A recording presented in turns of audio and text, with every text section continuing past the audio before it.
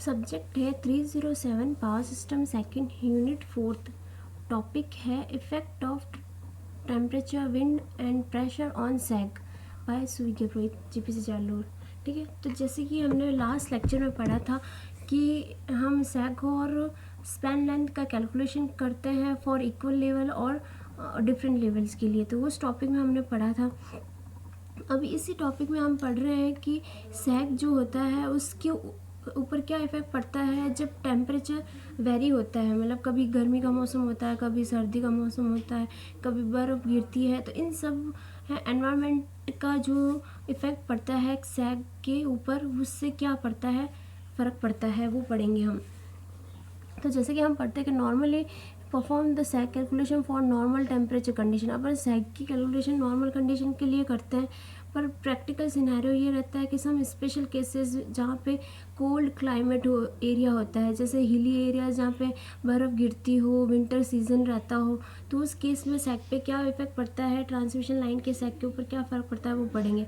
Similarly अगर कोई ऐसा एरिया है जहाँ पे wind pressure also got on effect on sag, मतलब कि जो प्रेशर है, हवा का जो प्रेशर है वो अधिक रहता है, हवाएं ज़्यादा चलती है, तो उस पर जो कंडक्टर के ऊपर जो सैग क्रिएट होता है उस पर क्या फ़र्क पड़ता है।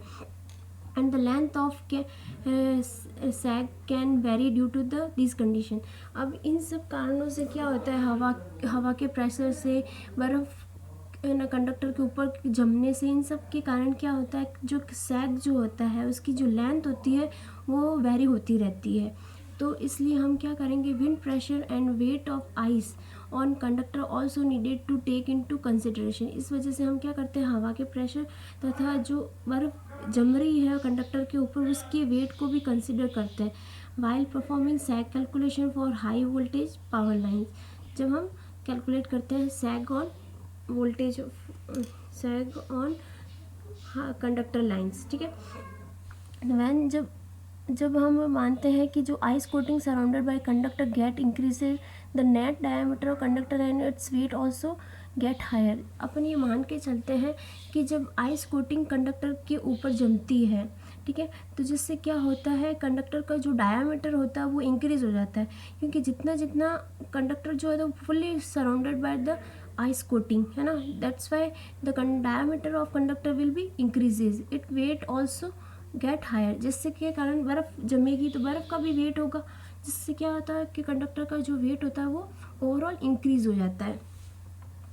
तो अब पढ़ते हैं application of wind pressure and heat ice loading on sag templates. ठीक है, तो सैग टेम्पलेट्स के ऊपर हवा के प्रेशर तथा आइस लोडिंग का क्या फ़र्क पड़ता है, ये पढ़ते हैं। तो नॉर्मली जब net wind pressure direction is taken into the horizontal direction, जैसे कि मैंने एक डायग्राम बताया, ये कंडक्टर शो किया है, ये विंड की डायरेक्शन है, तो ये जो डायरेक्शन है ये हॉरिजॉन्टल डायरेक्शन है, the horizontal direction to the line conductor, the direction of ice coating and original conductor weight pressure in the vertical direction. और जो ये कंडक्टर है, ठीक है, कंडक्टर का जो खुद का जो भार होता है, कंडक्टर खुद जो सैग क्रिएट हो रहा है ना, जो झोल क्रिएट हो रहा है, तो जो वेट लगता है वो कंडक्टर के सेंटर पे लगता है ना, तो वो जो वेट लगता है वो वर्टिकली लगता है, ठीक है। और जो ना विंड जो है, आइस लोडिंग जो होती है, आइस लोडिंग कंडक्टर के सराउंडेड होती है, वो भी जो वेट लगती है वो भी वर्टिकल होती है, मतलब कि हवा के कारण तो हॉरिजॉन्टल हो रहा है, और कंडक्टर का खुद का और आइस लोडिंग का खुद का जो वेट लग रहा है वर्टिकल लग रहा है। दो वर्टिकल है और एक हॉरिजॉन्टल वेट क्रिएट हो रहा है किसके ऊपर, कंडक्टर के ऊपर, ठीक है। तो ये चीज़ में बताइए। So the total force on the high voltage line conductor is the vertical, ठीक है, वर्टिकल जो लग रहा है, sum of the horizontal and vertical forces. Vertical तो खुद का कंडक्टर का जो वेट लग रहा है वो, plus sum of horizontal due to the wind pressure and vertical forces due to the ice coating, ठीक है। तो ये डायग्राम में यही बताया कि ये हॉरिजॉन्टल तो जो कंडक्टर के ऊपर विंड प्रेशर लग रहा है वो है, और वर्टिकल जो है कंडक्टर का खुद का, और ये आइस लोडिंग के कारण। तो D small D it indicates the diameter of conductor, T is the thickness of ice coating, ठीक है। तो so the relevant calculation to calculate the weight of conductor per unit length area we can use the following equation.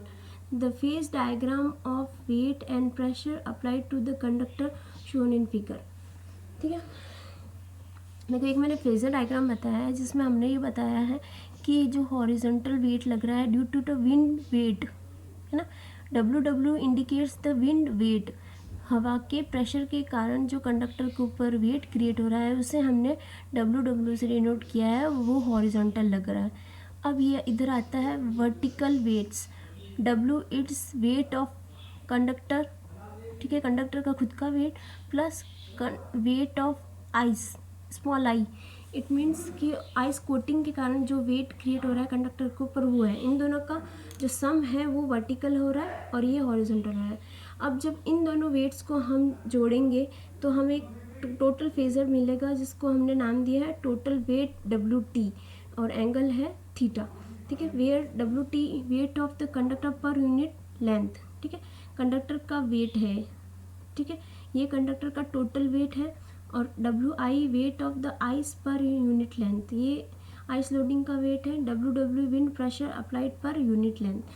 ठीक है, तो कैसा calculation under the above conditions, ये सारी conditions के कारण अगर अपन पढ़ रहे हैं तो total weight of conductor per unit length क्या हो जाएगा, इसका सम होल स्क्वायर प्लस इसका होल स्क्वायर, है ना, तो WT which is equal to under root of W plus WT का whole square plus WW whole square. W is weight of conductor per unit length, जिसको हम ऐसे भी लिख सकते हैं conductor material density into volume per unit length. ठीक है, WI क्या है, weight of ice unit per unit length. ठीक है, तो density of ice into volume of ice per unit length को हम ऐसे लिख सकते हैं, density of ice as it is, volume को ऐसे लिख सकते हैं π/4 ब्रैकेट्स में D plus 2T square. D क्या है यहाँ पे, डायमीटर का conductor, 2T means thickness of ice coating. ठीक है, तो 2T square minus D square into weight पर यूनिट लेंथ के लिए। Density ice of ice force क्या हो जाएगा, इसको ब्रैकेट को ओपन करेंगे तो कैंसिल आउट होकर ये बच जाएगा πT D प्लस T।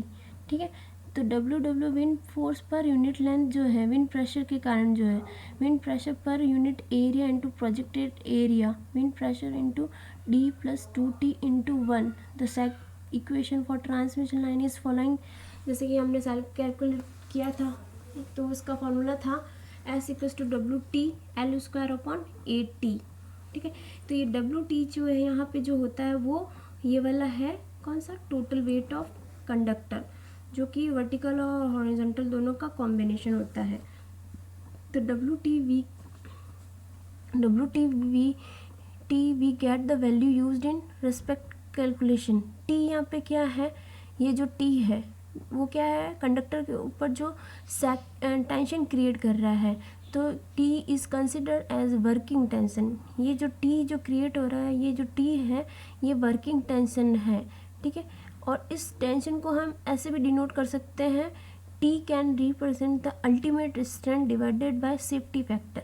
अब अल्टीमेट स्ट्रेंथ क्या होता है, ultimate strength means breaking strength होता है। अब जैसे सैक के ऊपर कोई हवा का दाब लग रहा है, आइस कोटिंग हो रही है, तो उसका एक विथ स्टैंड पावर होती है, मतलब कि अपनी भी एक पावर होती है कि इतना भार हम उठा पाएंगे, उसके बाद में अपन थक जाएंगे या फिर वो भार जो हम उठा नहीं पाएंगे। सिमिलरली कंडक्टर के केस में भी ये होता है कि उसकी एक अल्टीमेट स्ट्रेंथ होती है। फॉर एग्जांपल एक कंडक्टर को हमने 50 kg वेट के लिए डिज़ाइन किया, beyond this value the conductor will be break down, है ना, वो बिना कंडक्टर जो होगा वो टूट जाएगा। तो उस स्ट्रेंथ को हमने नाम दिया है अल्टीमेट स्ट्रेंथ या फिर breakable strength, divided by safety factor. Safety factor एक कांस्टेंट वैल्यू होती है जिसको at the time of design उसको फिक्स किया हुआ होता है, जिससे क्या होता है कि वो उस वैल्यू से वो सेफ रहता है कि हाँ यहाँ तक 50 kg के लिए ये सेफ है, beyond this value this will be